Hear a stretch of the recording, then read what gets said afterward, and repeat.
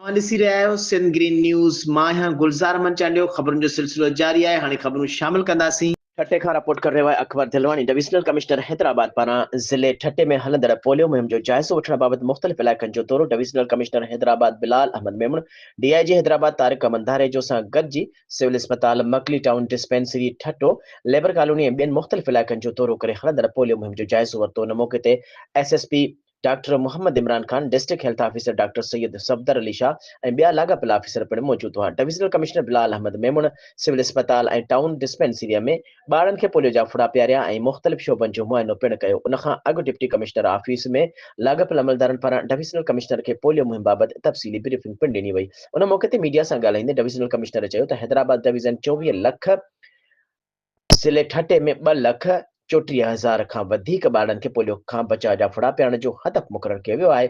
पूरी टीम महिनत सां बहितर कमु करे रही आहे। गुज़िरियल मुहिम में 102 टारगेट पूरो कयो वियो हुयो ऐं हिन भेरे बि समूरनि इनकारी ॿारनि खे कवर कयो वेंदो। डीएचओ समेत पूरी टीम जी महिनत सां मुक़ररु हदफ़ हासिल कयो वेंदो। हुन चयो त पोलियो टीमुनि जी सिक्योरिटी लाइ पूरी हैदराबाद रेंज में 6,000 खां वधीक जवान मुक़ररु कया विया आहिनि ऐं बहितर सिक्योरिटी कोऑर्डिनेशन सबबि हिन वक़्त ताईं को बि अणवणंदड़ वाक़ियो पेश न आयो आहे। डिविजनल कमिश्नर चयो त पोलियो मुहिम में अवाम बि ताउन करे रहियो आहे।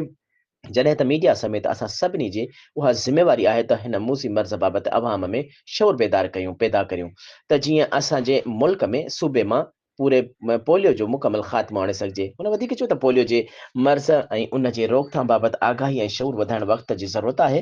हुन चयो त फील्ड स्टाफ जी तरबियत, मरतूब मनसूबाबंदी ऐं हिकमत अमलीअ ते ख़ासि ध्यानु ॾिनो वियो आहे त जीअं को बि ॿार फुड़ा पियण खां रहिजी न वञे।